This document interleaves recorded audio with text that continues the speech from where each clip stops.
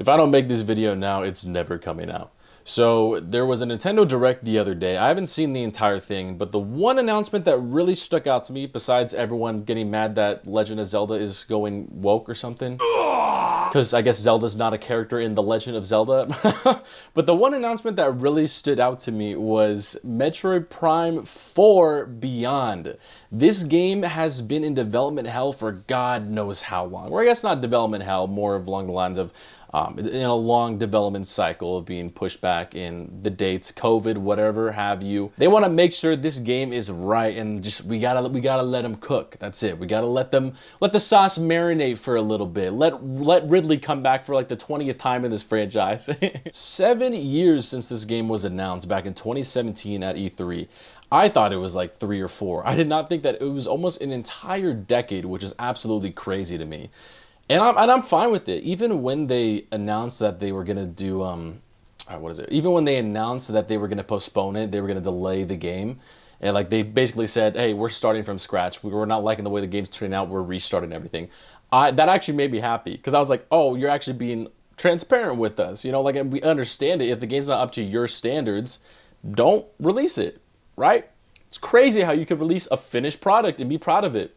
Crazy, huh? The last Metroid game I can say I played was Return of Samus on the 3DS. I didn't finish that one. I thoroughly enjoyed it. I know this is going to be different because this is the first-person shooter Metroid series, which is actually my personal preference with the Metroid franchise. I was first introduced to Samus in Super Smash Bros. Melee, but before that, or I guess after that technically, it was Metroid Prime Echoes. I think that's the second Metroid Prime game.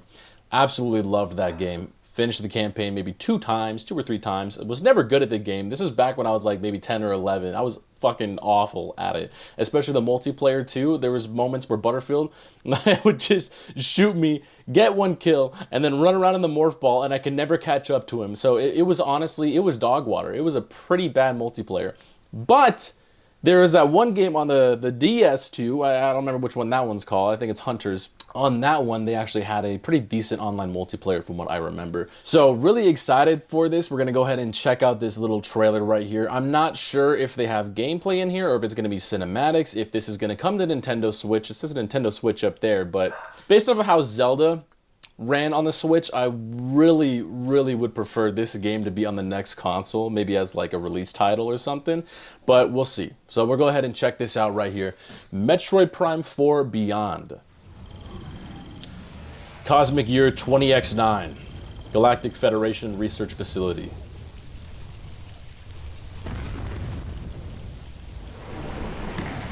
Oh wow, yeah, getting straight into it. I do prefer the ship where it just looks like her head. I do prefer that version more, but this looks great. Nice. Ah, and the music, man, the music. Almost up there with Halo. Bias aside. Oh, we are getting gameplay. I'm gonna shut the fuck up. Yeah, bring the scanning back. I'm not gonna pause. I'm gonna refrain myself from pausing. I can look back in this after. There it is. Giving me PTSD at Butterfield's fuck ass. We get more of them. Oh! Wow, there's Metroids in Metroid. Was that Silox? He's from Hunters. 2025, and we get a release date too. And that beautiful shot of Yggdrasil right there. That's probably it. Yeah, that was a lot more than I thought, actually. I thought we were just gonna get a little cinematic and then the title would pop up and then maybe a release date or an estimation. But no, they just flat out said, yeah, 2025. 2025, that is really exciting. I have a weird relationship when it comes to Metroid. I love the franchise. I never really got too into it. You know, I mean, aside from just not really playing video games as much as I used to. I mean, okay, let me just preface this too. I literally have Samus tatted on my arm. Literally the most badass character in all of fiction. I would put her above Master Chief and I will die on that hill. Now, that isn't to say that I like Metroid more than Halo. No need to compare. I love myself some good space, sci-fi dramas, little shooters, whatever it is. You know, we can throw it up there with Doom too. I feel like Nintendo just really underutilizes Metroid. Might be a hot take here, but Nintendo sometimes doesn't know what the hell to do with their IPs.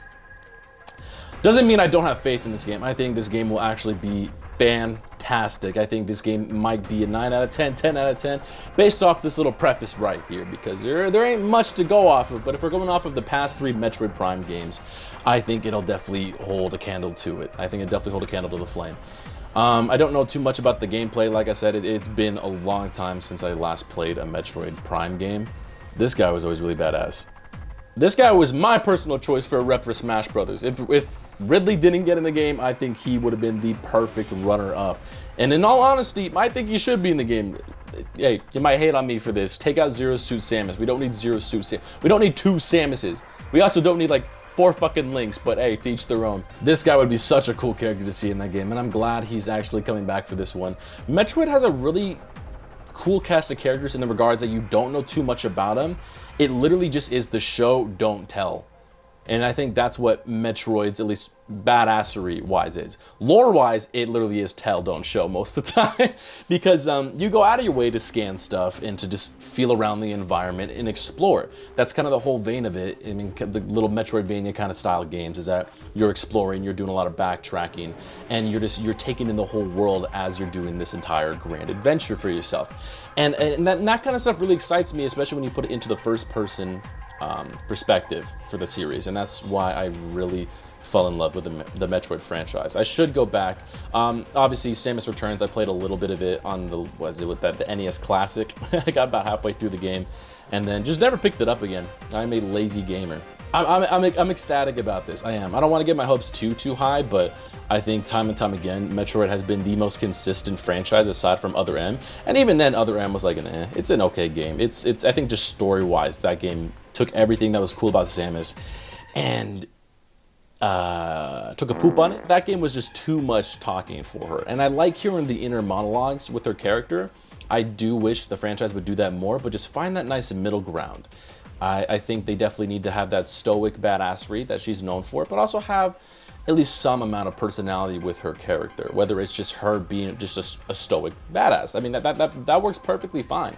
But we'll see. Music, again and again and again, Metroid has some of the best music. Nintendo always slam dunks with their music again. Nothing really more to say about this. I'm really excited for this. Let me know what you guys think in the comments down below, and let me know if you think this should drop on the Switch or if it should be a launch title for the next console. Personally, I think the Switch is holding back a lot of games, especially the past 2 Zelda games, where I think they were still playable and they were fun, but I mean, there were some frame drop issues and some things that had to be held back because it's on nearly 10-year-old hardware. And if it's Nintendo 10-year-old hardware, it's 20-year-old hardware, okay? They finally discovered the internet like 3 days ago, believe it or not.